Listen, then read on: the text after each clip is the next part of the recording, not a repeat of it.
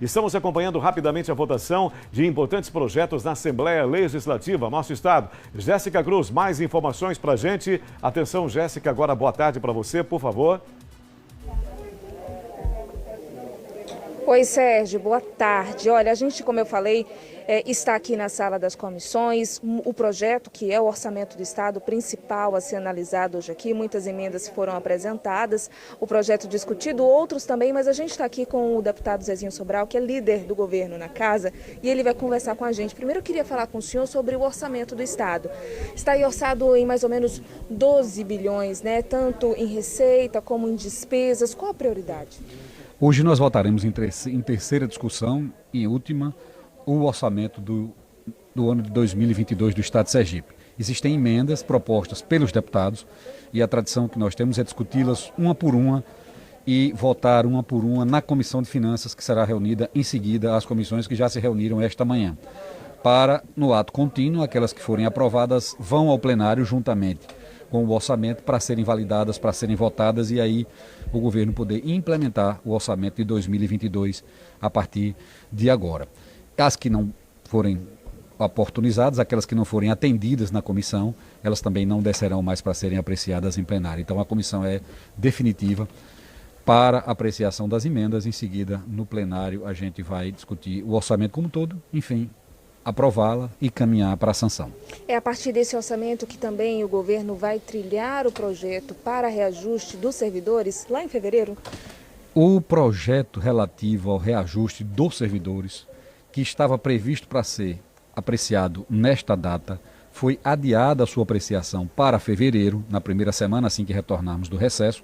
O recesso será menor, mais retroativo a janeiro, tendo em vista situações que apareceram no final do ano. Uma delas, a não sanção pelo governo federal da lei que validava o convênio do CONFAZ. Isso pode significar um desequilíbrio fiscal, uma perda de algo em torno de 150 milhões para o estado de Sergipe. Como é que isso está sendo enfrentado? Qual é a solução que estão sendo dada? Todos os governadores do Brasil estão atuando nessa direção para que consigam resolver essa questão, essa pendência do convênio CONFAZ. Segundo, o governo pretende fazer um alinhamento para destravamento da carreira do magistério. Isso demanda uma negociação, demanda alguns acordos, algumas propostas. Então, com o objetivo de concluir essa etapa, para em seguida mandar o reajuste para todos os servidores, incluindo essas categorias, a gente aguarda a chegada na primeira semana de fevereiro.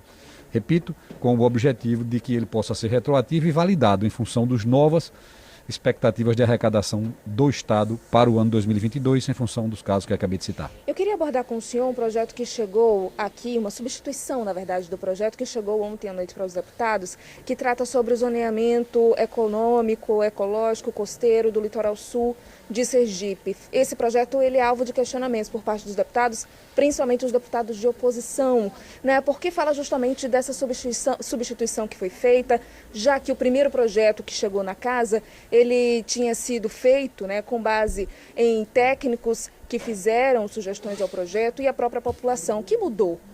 Duas questões importantes sobre esse projeto precisam ser ditas à população sergipana. Primeiro, da sua necessidade extrema. Nós precisamos aprová-lo urgente.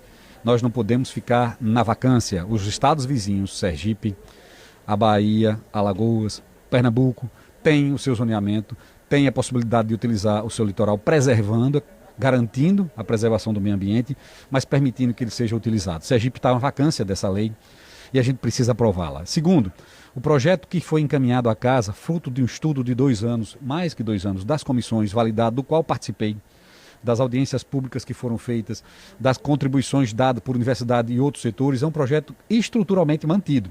O que está sendo colocado na modalidade de substitutivo, na verdade, é a consolidação das emendas propostas pelos parlamentares, que representam a sociedade sergipana e que tem uma contribuição importante a dar a esse projeto e que agora vem contribuir no parlamento, como assim determina, para a consolidação de um projeto de zonamento ecológico econômico que possa preservar o meio ambiente, mas garantir o desenvolvimento do estado de Sergipe. Vamos explicar então para a população, porque a gente está falando de uma região litorânea, né, que muita gente tem o objetivo de construir casas, pousadas, mas tem uma parte que precisa ser preservada. É isso que trata o projeto? Exatamente. Primeiro, o projeto preserva e está em consonância com as leis federais, que garantem os manguezais, as áreas de apicum, as APPs, as áreas de preservação permanente, Mata Atlântica, inclinação, tudo isso é respeitado no projeto e essas leis são referências para essa construção. Não há confronto entre a legislação existente, mas permite que haja, por exemplo, comércio ambulante em algumas áreas, como há em todas as praias, como há em todos os locais. Limita o acesso em alguns locais que não podem ser visitados, mas permite que em outros, em função da consolidação da área urbana que já existe há algum tempo, ele permaneça. Então, se estuda a realidade do litoral sergipano, as comunidades tradicionais, aquelas regiões que já foram estabelecidas, se estabelece as regras de licenciamento para que os órgãos ambientais, aviso, nenhum programa poderá ser implantado, nenhum projeto, nenhuma ação poderá ser feita sem que haja uma licença ambiental para tanto. Então veja, o projeto preserva e garante o meio ambiente, mas permite que haja um parâmetro de comparação e uma base legal para que os órgãos licenciem. Então essa é a ideia em consonância com a lei federal, repito, preservando o meio ambiente, mas garantindo que o Sergipe tenha e a população sergipana tenha os mesmos direitos que os alagoanos, baianos, pernambucanos e os nordestinos como um todo. Eu tenho pouco tempo com o senhor e pouco tempo aqui com o Balanço Geral, mas eu queria falar sobre o consórcio Nordeste, porque no orçamento, voltando ao orçamento, existe uma previsão de mais de 700 mil para o consórcio Nordeste. Isso é previsto já em lei, os deputados de oposição falaram ainda sobre um dinheiro que não foi recebido ainda, relacionado aos respiradores que não chegaram. Como é que vocês da situação avaliam isso? A oposição reitera, reesquenta essa matéria, né? Isso é uma matéria requentada de muitos e muitos anos. Houve um problema no consórcio Nordeste, onde recursos foram depositados na conta do consórcio. Uma parte desse recurso já conseguiu se reaver.